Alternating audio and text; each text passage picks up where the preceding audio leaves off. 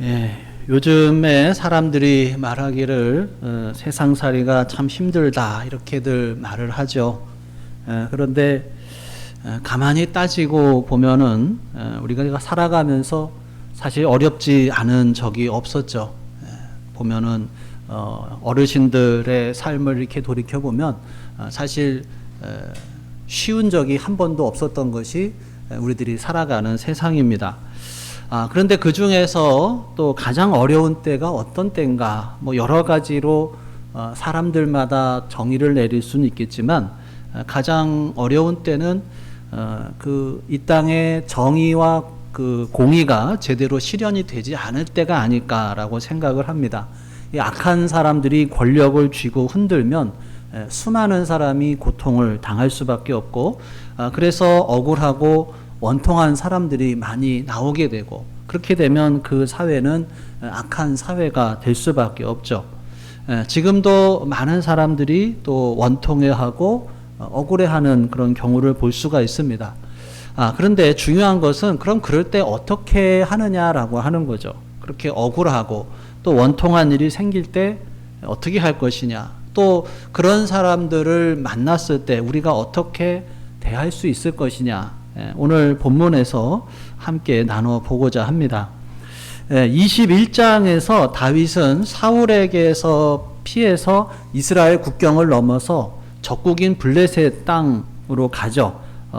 블레셋 가드왕 아기스에게 가는데, 아기스의 신하들이 다윗을 알아보는 바람에 다윗이 그곳에서 위기를 맞이하게 됩니다. 왕의 말 한마디면 죽음을 당할 수 있는 그때 다윗이 아기스 앞에서 미친 사람 행세를 해서 그 위기를 넘기고 다시 그곳을 떠나서 도망을 가게 되죠.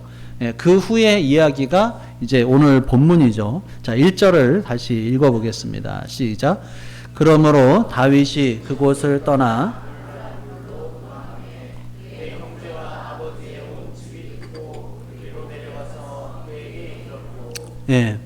자, 그러므로 다윗이 그곳을 떠나, 이 그곳은 이제 블레셋 땅 가드를 말하겠죠.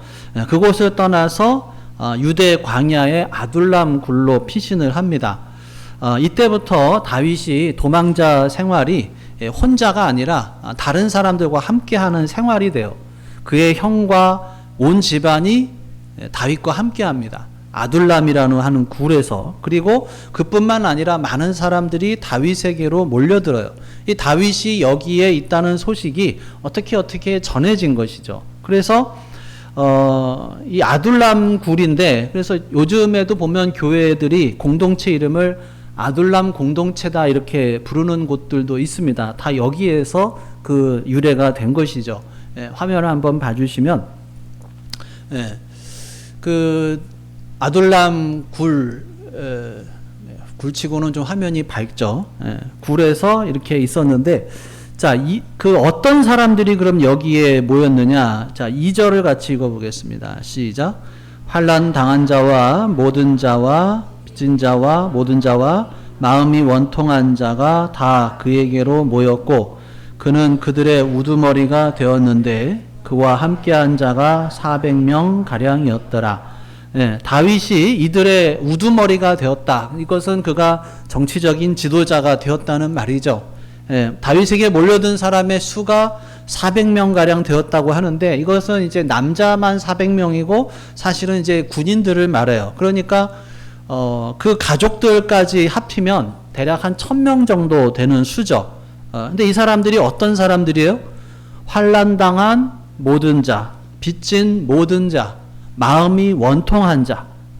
여기서 놀라운 점들이 있는데, 성경을 읽어보면은 이 아둘람 굴에 모여든 사람들이 나중에 소위 다윗의 사람들이라고 불리게 되는데, 나중에 이제 훗날 통일 이스라엘 왕국을 건설하는데 결정적인 역할을 하는 사람들이 돼요.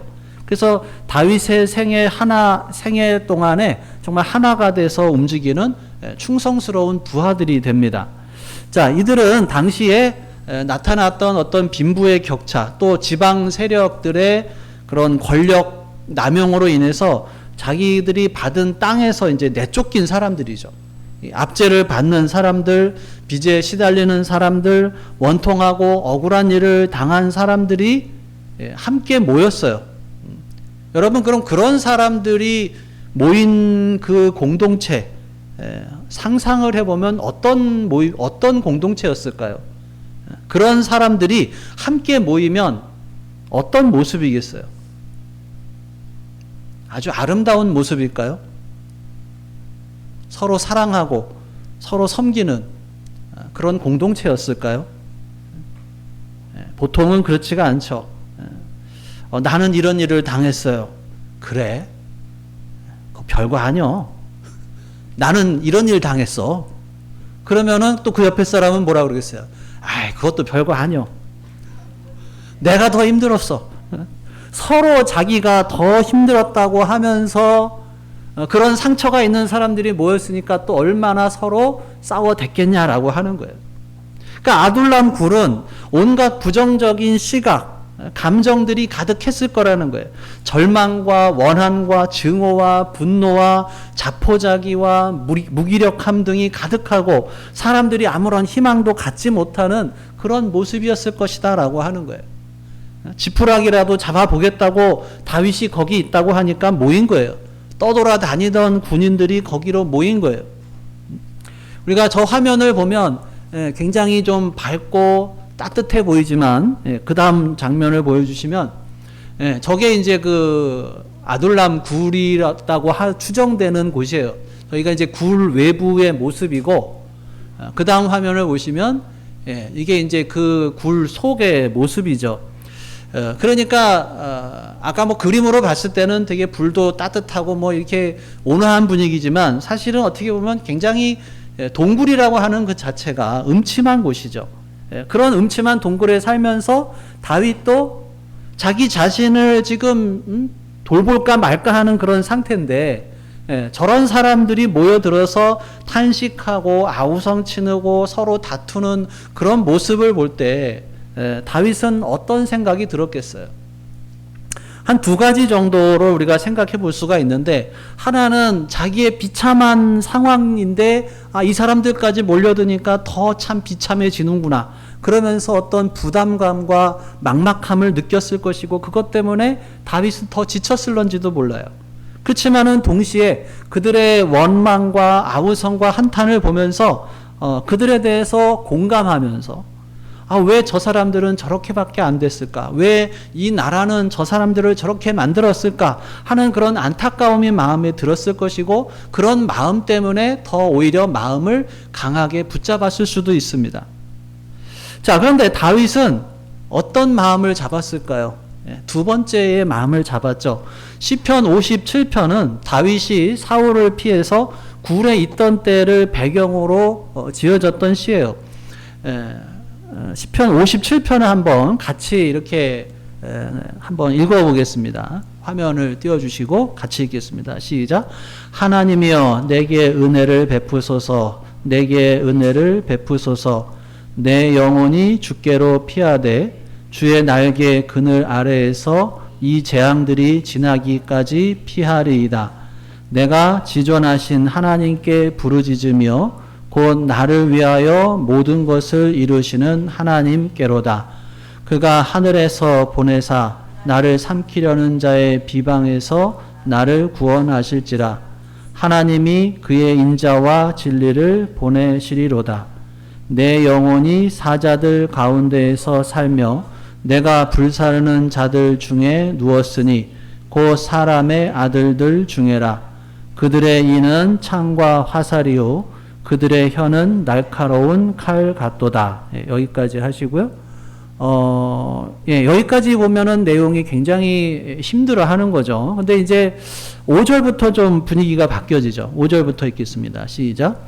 하나님이여 주는 하늘 위에 높이 들리시며 주의 영광이 온 세계 위에 높아지기를 원하나이다.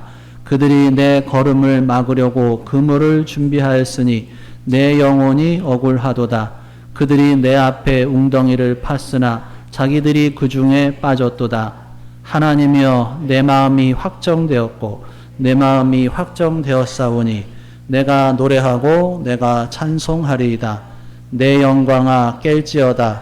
비파야 수금아 깰지어다. 내가 새벽을 깨우리로다.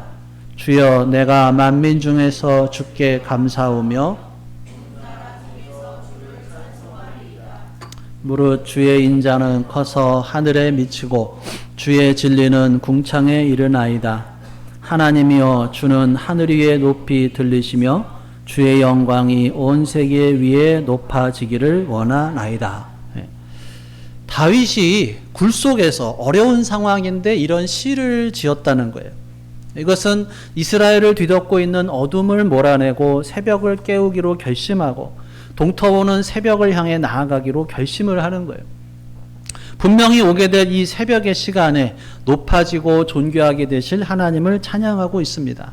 그러니까 다윗이 그렇게 힘든 어려운 도망자 생활을 견디면서도 어떤 복수심이나 적개심에 지배당하지 않을 수 있었던 것은 이렇게 하나님과 늘 동행을 하면서 하나님의 사랑하심과 하나님의 인도하심을 믿고 어둠을 몰아내고 새벽을 열어주실 그런 하나님에 대해서 굳건한 믿음을 가졌기 때문이에요. 바로 이런 하나님과의 친밀한 관계 때문에 이 400명의 억울하고 원통한 사람들을 쓰다듬어주고 보듬어주고 이끌어줄 수 있는 그런 리더십을 발휘할 수 있었다라고 하는 것입니다. 자, 그 다음에 3절과 4절을 읽겠습니다. 시작.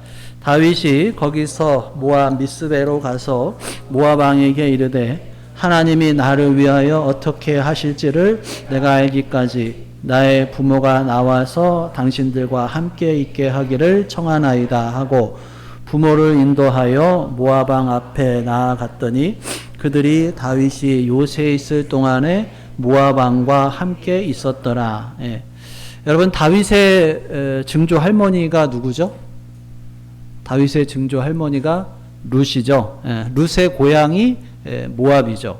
그래서 어떻게 보면 이제 증조 할머니의 고향인 모압의 미스베로 가서 모압 왕한테 자기가 자리를 좀 잡을 때까지 자기 부모를 좀 머물게 해달라고 간청을 해요. 그래서 다윗의 부모가 이제 다윗이 아둘람 요새에 거할 동안에 모압 왕의 후원 아래에서 살게 됩니다. 자, 그리고 이때 선지자 갓이 다윗에게 오는데 뭐라고 하느냐? 5절을 읽겠습니다. 시작. 선지자 갓이 다윗에게 이르되 너는 이 요새에 있지 말고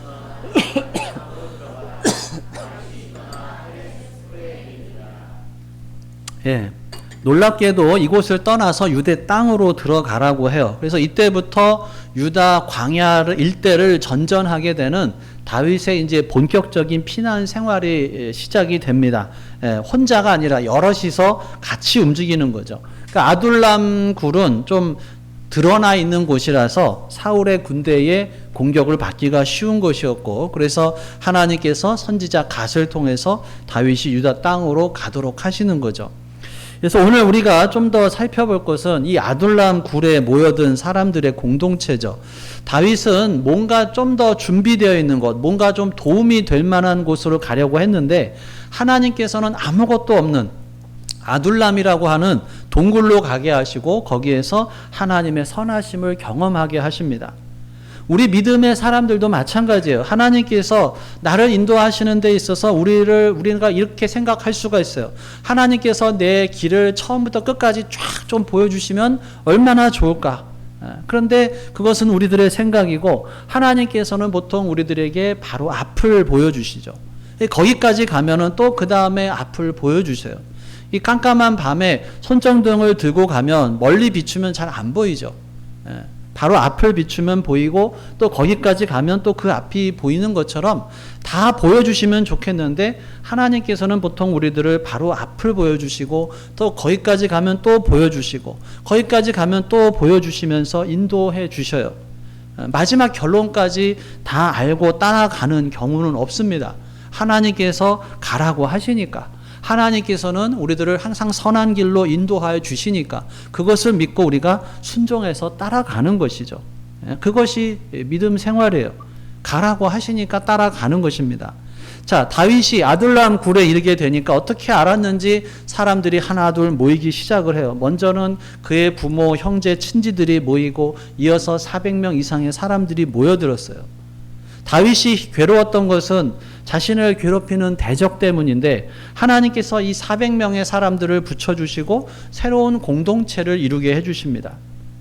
다윗이 사람들에게, 특히 사울에게서 받았던 상처를 치유받을 수 있는 공동체를 주신 거예요. 이게 하나님의 놀라운 섭리인데 나중에 다윗이 성전에서 올라가며 쓴 시편 133편이 바로 그 내용이죠. 133편 1절을 같이 읽어보겠습니다. 화면을 띄워주시고요. 시작.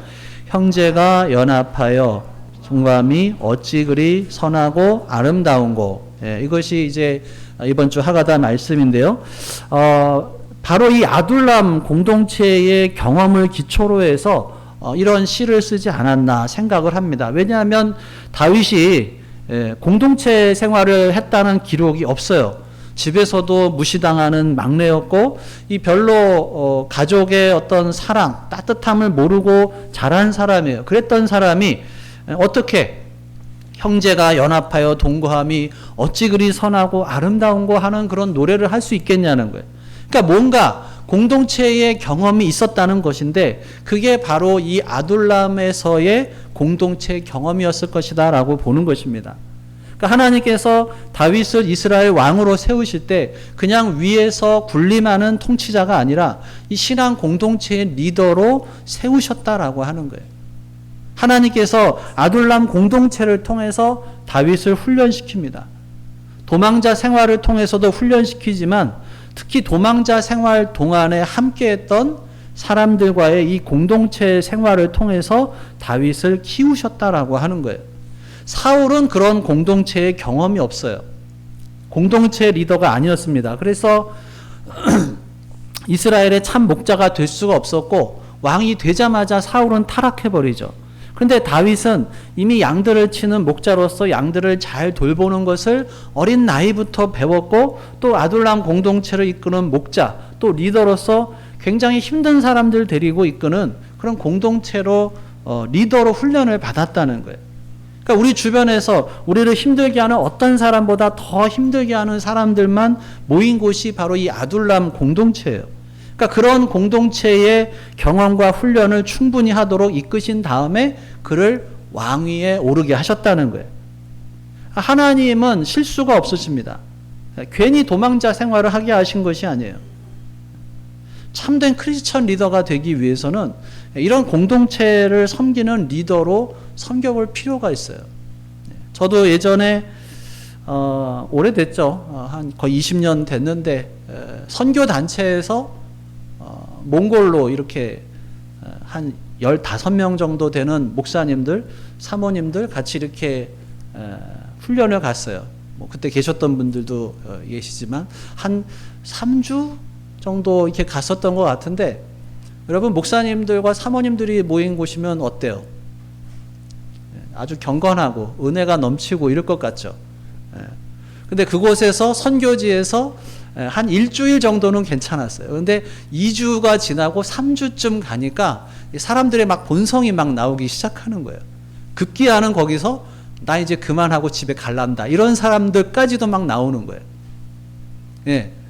목사님들하고 사모님들 모임인데 그런 곳에서의 리더를 경험해 봐야 한다는 것이죠. 힘든 상황 속에서의 리더를 경험해 봐야 사람들을 섬기는 것이 얼마나 힘든 것인가 이런 것을 알게 되는 것이죠. 그래서 저희 교회에서도 임직자들을 이제 세울 때도 그런 조건이 있어요. 목자나 부목자로 섬겨봤던 경험이 있는 사람이어야 장로님이나 권사님이나 또 안수집사님이나 이렇게 세울 수가 있는 거죠. 그래서 참된 크리스천 리더가 되기 위해서는 그런 공동체, 크든 작든 공동체를 섬기는 리더로 섬겨봐야 된다는 거예요. 근데 아둘람 공동체는 어떤 사람들이냐? 거기 모인 사람들이 어떤 사람들이라고 그랬어요? 2절을 보면 환난당한 모든 자, 빚진 모든 자, 마음이 원통한 자. 환난당한 사람, 빚진 사람, 마음이 원통한 사람들이 모인 공동체가 아둘람이라고 하는 것이었어요. 그러면 하나님의 공동체는 뭐 이런 사람들만 모여야 되느냐? 그런 것이 아니라 사실 여러분 이 세상에 살면서 환난을 당하지 않거나 빚진 것이 없거나 원통함이나 억울함이 전혀 없는 사람은 아무도 없다는 거예요. 다들 겉으로는 멋있게 보이고 다 웃고 있어요. 그렇지만은 실제 속은 썩어 있는 사람들이 많다는 거죠. 겉으로는 숨기고 있고 다른 사람들에게 드러내기 싫어서 아무 일도 없는 것처럼 위장을 하거나 몸과 정신이 힘들어서 약을 먹고 견디는 것뿐이지 속으로는 정말 힘든 아픔을 가진 사람들이 정말 많아요. 그냥 속이고 또 숨기고 있을 뿐이다라고 하는 거예요. 그런데 교회에 와서도 자기의 실제 모습은 다 감추고 그저 밝고 그냥 편안한 모습만 보이면서 진짜 모습을 숨긴다. 그럼 그곳에서 어떻게 치유와 회복이 일어나고 어떻게 그것이 진정한 공동체가 될 수 있겠냐라고 하는 거예요. 실제로 내가 가지고 있는 아픈 상처는 그냥 다 감춘 채 겉으로는 화려하고 멋진 모습만 보이고 나의 실제 모습을 감추면 나도 치유가 될 수가 없고 진정한 공동체도 될 수가 없어요. 뭐 그렇다고 해서 뭐 모든 문제를 무조건 다 드러내라고 하는 것이 아니라 지혜롭게 해야 되죠. 힘든 것만 말하고 일부러 괴로워하라는 것이 아닙니다. 아픔이 있을 때 그것을 숨기지 말고 드러내는 것이고, 그럴 때 또 서로 위로해주고 격려해주고 기도해주고 세워주는 것입니다. 솔직한 나눔을 했을 때 그것을 판단하고 뭐 조언하라는 것이 아니라 같이 아파하고 기도해 줄 때 진정한 치유와 회복이 공동체를 통해서 일어나게 된다라고 하는 것이죠. 다시 말씀드리지만 그냥 위장하고 숨겨서는 변화가 되지 않습니다. 안은 썩고 골마 있는데 그것을 드러내지 않으면 어떻게 치유가 될 수가 있겠어요? 교회가 바로 그렇게 서로를 세워주고 격려해주는 모임이어야 한다는 것입니다. 그래서 우리가 목장으로 모여서 자신의 기쁨도 나누고 아픔도 나누고 또 그런 중에 우리를 신실하게 인도해 주시는 하나님께 대해서 감사하고 그렇게 자기의 삶을 나누고 서로를 위해서 기도해 줄 때 치유와 회복을 경험하는 공동체가 되는 것, 그것이 교회의 본질이다라고 하는 것입니다. 우리 중에 어떤 사람은 경제적인 어려움을 당할 수 있고 어떤 사람은 가정의 어려움이 있을 수도 있고 어떤 사람은 자녀의 문제로 인해서 어려움을 만나기도 해요. 또 어떤 사람은 뭐 다른 성도 간의 관계 때문에 또는 뭐 직장이나 또 주변 사람들과의 관계 때문에 어려움을 당할 수 있습니다. 그런데 그런 어려움을 형제 자매들과 솔직하게 나누고 기도하는 순간 사실은 그것을 말하는 것으로도 치유가 되기 시작한다는 거예요. 함께 기도하면서 하나님의 치유와 회복을 경험하게 됩니다. 우리가 이런 자기의 아픔을 드러내는 고백하는 훈련이 돼 있지 않으면 보통 그러면 사람은 뭘 하느냐? 자꾸 남의 아픔을 들춰내고 고발하는 쪽으로 가게 돼 있어요. 자기 얘기 안 하고 자꾸 남 얘기만 해요. 누가 이랬더라, 누가 저랬더라. 아픈 거는 자기가 고백하게 하고 남을 들춰내는 고발은 하지 말아야 되는데 자기를 고백하지 않으면 남을 고발하는 거죠. 그래서 우리가 고백하면서 나아갈 때 치유와 회복을 경험하게 됩니다. 말씀을 정리하면 우리가 숯불을 보면은 흩어놓으면 꺼지죠. 그렇지만 뭉쳐놓으면 오래 갑니다. 그것처럼 우리가 함께 뭉치고 하나가 돼서 서로 아픔을 나누고 위로해주고 기도할 때 놀라운 역사가 일어나게 됩니다. 거기에 힘이 있는 것입니다. 지금 이 시대에 우리가 함께 이뤄가야 할 것이 바로 이런 공동체라고 하는 것입니다. 이런 공동체 생활이 없이는 우리가 제대로 된 신앙 생활을 할 수가 없어요.